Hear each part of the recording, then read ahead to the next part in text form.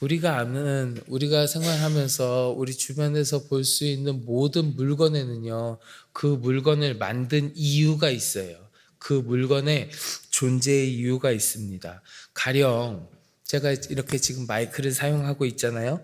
이 마이크는 많은 사람들이 더 넓은 공간에서 제가 이야기하는 말하는 사람의 소리를 잘 들을 수 있도록 하는 그 목적을 가지고 만든 겁니다. 저 위에 달려있는 조명 같은 거예요. 이 공간을, 저 조명이 달린 곳을 환하게 비춰주려고 하는 그 목적을 가지고 만들어졌지요. 이처럼 모든 물건에는, 모든 존재에는 그것이 만들어져 있는 목적이 있고요. 그 존재의 이유가 있습니다. 그리고요, 그거는 우리들도 마찬가지입니다. 우리도 이 땅 가운데 있는 목적이 있고요. 하나님께서 우리를 창조하시고 이 땅 가운데 살게 하시는 데는 그 이유가 있습니다. 이유가 있을 거예요. 각자 한 사람 한 사람, 각자 개인이 가지고 있는 존재의 이유, 각자에게 세워져 있는 하나님의 계획이 있으실 거고요. 또 크게는 우리 공동체 모두에게, 우리 모두에게, 그리스도인들에게, 믿는 사람들에게 하나님의 계획, 그 하나님을 믿는 주의 백성들을 향한 존재의 이유가 있을 겁니다. 성경에 잘 보시면 성경에는 하나님께서 우리들을, 주의 백성들을 창조하신 목적이 여러 군데서 이야기합니다. 여러 군데서 그 목적에 관해서 이야기하는 게 있는데, 그 중에서도 대표적으로 이스라엘을 향하여서, 하나님의 백성들을 향하여서 그들을 창조하신 목적에 대해서 이야기한 말씀이 한 군데 있습니다. 이사야 43장 21절의 말씀인데요. 아주 대표적인 말씀이에요. 제가 한번 봉독해 드리겠습니다. 뭐라고 기록되어 있느냐? 이 백성은 내가 나를 위하여 지었나니 나를 찬송하게 하려 함이로라. 아멘. 이렇게 기록되어 있습니다.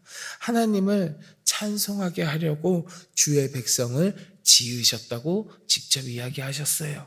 이스라엘 백성들뿐만이 아니라 이 자리에 함께 하신 우리 모든 성도 여러분들, 하나님의 백성은 하나님을 믿는 주님의 백성들 모두에게 해당되는 우리들의 존재 이유가 성경에 기록되어 있는 겁니다.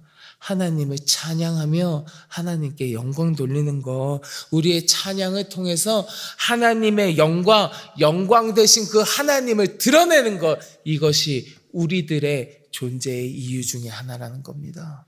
믿음의 백성들이 이 땅 가운데에서 존재하는 목적이 그거예요. 하나님의 영광을 드러내는 것. 나의 삶을 통하여 하나님의 영광을 드러내는 것. 그것이 우리의 존재의 목적이라는 거예요. 근데 여러분, 만약에 그 존재의 이유, 그 목적을 잃어버린 물건이 있으면 그 물건을 여러분은 어떻게 하시겠습니까? 내가 무슨 지우개를 가지고 있는데요, 아무리 빡빡 문질러도 글씨가 전혀 지워지지 않아요. 내가 볼펜을 샀는데 아무리 써도 전혀 글이 써지지 않아요. 그러면 어떻게 하시겠습니까? 그 지우개 가지고 계속 사용하실 거예요? 지워지지 않는데? 그 볼펜 계속 쓰실 거예요? 안 써지는데 어떻게 하시겠습니까? 버리겠지요. 안 쓸 거예요? 안 쓸 거예요? 왜요? 안 되니까요. 그거 만든 목적대로 사용되지 않으니까요. 지워지지도 않는 지우개 가지고 계속 문지르고 있지는 않을 거잖아요. 여러분, 우리도 마찬가지입니다. 마찬가지예요. 하나님께 영광 돌리고 하나님의 영광을 드러내라고, 주님을 찬양하면서 하나님의 영광을 드러내라고 우리를 창조하셨는데, 우리가 하나님의 영광을 드러내는 것이 아니라 오히려 교만해서 죄악으로 가득한 삶을 살아가면서 하나님의 영광을 가려버린다면, 하나님의 영광을 드러내는 것이 아니라 그 영광을 가리는 삶을 살게 된다면 어떻게 되겠습니까? 여러분, 마태복음 5장 13절에 보면요, 이런 말씀이 있어요. 여러분 잘 아시는 말씀일 겁니다. 이렇게 기록되어 있습니다. 너희는 세상의 소금이니 소금이 만일 그 맛을 잃으면 무엇으로 짜게 하리요? 후에는 아무 쓸데없어 다만 밖에 버려져 사람에게 밟힐 뿐이니라. 너희는 세상의 소금이다. 그러나 그 소금의 존재의 목적, 짠맛을 내게 하는 것, 그것을 잃어버리면 다만 밖에 버리워질 뿐이니라. 그 본질을 잃어버리고 그 존재의 목적을 상실해버리면 결국에는 쓰임받지 못하고 버림받게 된다고 예수님께서도 말씀하셨잖아요. 우리가 지금 새벽마다 계속해서 예레미야의 말씀을 함께 나누고 있잖아요. 근데 여러분, 예레미야의 말씀이 이런 상황에 대해서 계속 비슷한 맥락의 이야기가 이어지고 있어요.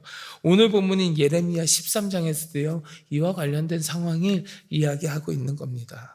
여러분, 오늘 본문 우리가 예레미야 13장 12절부터 19절까지 봤는데, 그것보다 앞선 어제 본문인 말씀 13장 1절부터 11절 말씀을 보시면 거기에 비유가 한 가지 나옵니다. 어떤 비유냐면 썩은 배띠의 비유라고 하는 말씀이 나오거든요. 이게 어떤 내용이냐면 결국에는 하나님께서 이 모든 열방 가운데에서 그 이스라엘 민족을 거룩히 구별하셔갖고 열방에 대한 제사장 나라로 삼으셨는데, 택하시고 삼으셨는데, 이 유다 백성들이요 교만해가지고 그 자신들의 교만함으로 인해서 부패하고 타락해서 자기들에게 주어진 사명을 다 하지 못하게 되는 거예요. 썩어버렸다는 거예요. 그래서 아무 쓸모없게 되었으므로 하나님께서 그들을 버리시고 그들을 이방의 포로가 되게 하신다는 내용이 이 썩은 배띠의 비유예요. 그리고 오늘 본문에 이르러서 오늘 본문 12절부터 14절까지의 말씀을 보시면 그 부분은 포도주 부대의 비유라고 하시는 말씀이거든요. 포도주 부대의 비유. 앞에 제가 방금 말씀드린 그 썩은 배띠의 비유, 그 1절부터 11절의 말씀이요, 유다가 범죄한 사실을 지적하는 것에 중점을 두고 이야기했으면, 오늘 보면 12절부터 14절에 나오는 이 포도주 부대의 비유는 그 임박하신 하나님의 심판, 너희가 부패함으로 말미암아 너희가 썩어버려서 하나님의 심판이 임박하였다라는 그 경고함에도 불구하고 듣지 않는 이 유다 백성, 그 유다 백성, 그 완고한 유다에게 가죽 부대에 포도주가 가득 차듯이, 그 부대에 포도주가 가득 차듯이 하나님의 진노가 그렇게 가득하게 임하게 될 것이라는 것을 비유하여서 말씀하는 내용이에요. 자, 우리 오늘 보면 14절만 한번 같이 보실래요? 14절 말씀 한번 같이 봉독해 보겠습니다. 또 그들로 피차 충돌하여 상하게 하되 부자 사이에도 그러하게 할 것이라. 내가 그들을 불쌍히 여기지 아니하며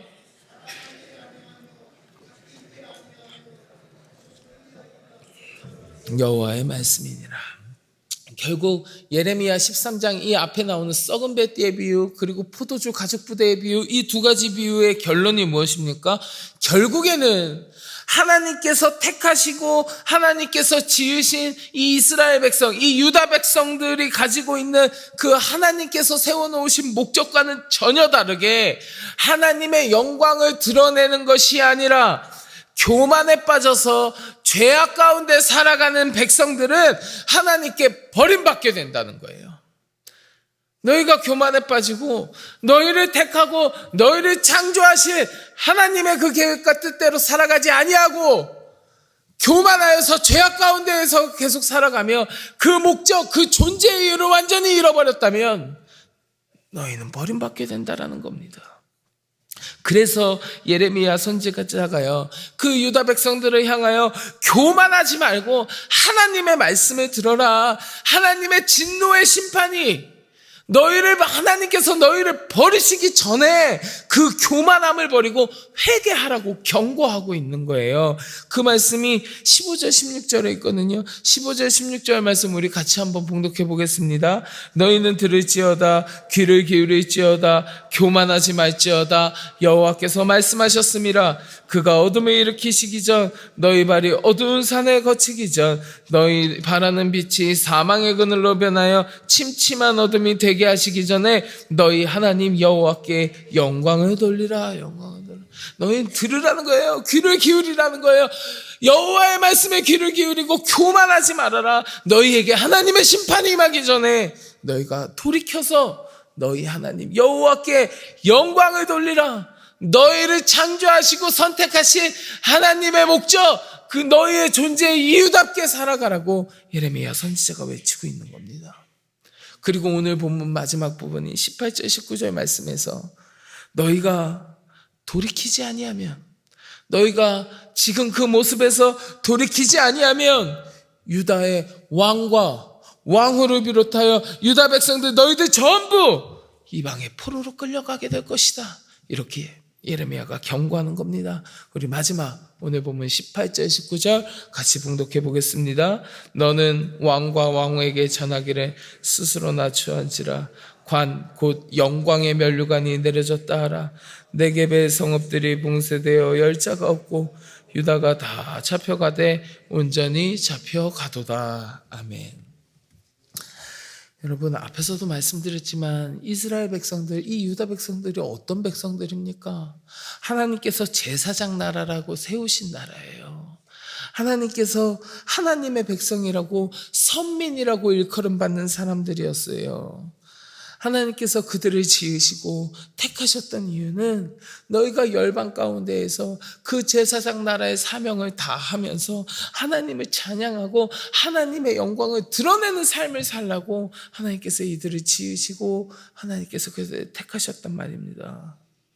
그리고요, 그 존재의 목적은 이 자리에 계신 우리 성도 여러분들, 우리들에게도 마찬가지입니다.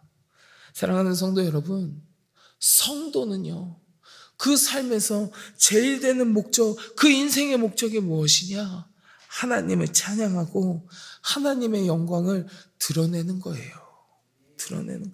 하나님께서 우리를 하나님을 섬기는, 하나님을 믿는 성도로 불러주시고 내가 주의 백성이 될 수 있도록 나에게 믿음을 허락하여 주시고 나를 택하여 주신 것은 나의 모든 삶을 통해서 하나님을 찬양하며 그분의 영광을 드러내라고 나를 택하여 주신 거라고요. 이것을 우리가 망각해서는 안 됩니다. 내 삶은 그러한 존재의 목적을 가지고 있다. 내 삶을 통해서 나는 하나님의 영광을 드러내는 삶을 살아야 된다. 나를 하나님께서 그러한 목적을 가지고 창조하시고 지으셨다라는 그 사실을 우리가 잊어버려서는 안 됩니다. 만약에 우리가 이것을 잃어버리고 오늘 본문에 나오는 이 유다 백성들처럼 하나님의 영광을 드러내는 삶이 아니라 교만하여서 내 뜻대로 행하는 삶, 죄악 가운데 빠진 삶을 살아가면서 내가 오히려 하나님의 영광을 더럽힌다면, 하나님의 영광을 가린다면 우리의 죄악 때문에 나의 존재의 목적을 상실하고 맛을 잃은 소금처럼 내가 주님의 백성으로서 그 목적에 전혀 무가치한 삶을 살게 된다면 우리도 그 맛을 잃은 소금이 밖에 버리워지는 것처럼 하나님 앞에 버림받고 심판받아 멸망해버린 유다 백성들과 같은 모습이 내 모습이 될지도 모르는 겁니다. 우리는 하나님의 은혜로 말미암아 주의 백성이 되었고 하나님의 은혜로 말미암아 이 땅에서 그리스도인으로서의 존재의 목적을 갖게 된 거예요. 내가 하나님의 영광을 드러내는 삶을 살아야 한다는 사명은 하나님께서 나에게 주신 큰 은혜이자 특권이에요. 바라기는 이 자리에 함께 하신 우리 성도 여러분 모두가 우리들의 삶이 내가 하나님의 백성으로서의 목적에 부합하는 삶인지, 그렇지 아니하여 하나님께 버림받고 심판받을 수밖에 없는 삶인지 한번 잘 뒤돌아보면서 내 삶이 늘 하나님의 영광을 드러내는 삶이 되시기를 주의 이름으로 간절히 축원합니다. 우리가 그러한 삶을 살아감으로 말미암아 하나님의 진노와 심판이 아니라 주께서 그 백성에게 내려주시는 한량없으신 주님의 은혜, 그 하나님의 은혜와 축복을 누리며 살아가는 여러분들이 되시기를 주님의 이름으로 간절히 축원합니다. 우리 같이 기도하겠습니다. 하나님, 나를 창조하시고 택하여 주신 나의 존재의 목적이 무엇인지 하나님 같이 나누었습니다. 하나님의 영광을 드러내는 하나님의 나를 향하신 하나님의 그 이유와 목적이 있을 터인데 내가 그러한 삶을 살고 있었는지 아니면 그렇지 못하고 교만하여 하나님의 영광을 가리는 삶을 살고 있었는지 내 삶을 뒤돌아봅니다. 하나님, 나의 삶이 하나님께서 창조하신 목적대로 주님의 영광을 잘 드러내는 삶이 되게 하시고 그로 말미암아 하나님을 기쁘시게 해드리며 하나님께서 내려와 주시는 은혜를 풍성히 누리는 귀하고 복된 주의 백성의 삶이 되어질 수 있도록 주여 붙들어 주시옵소서. 함께 기도하시고 마음속에 가지고 계신 간절한 기도의 제목을 놓고 같이 기도하겠습니다. 우리 주여 많이 부르짖고 함께 기도합니다. 주여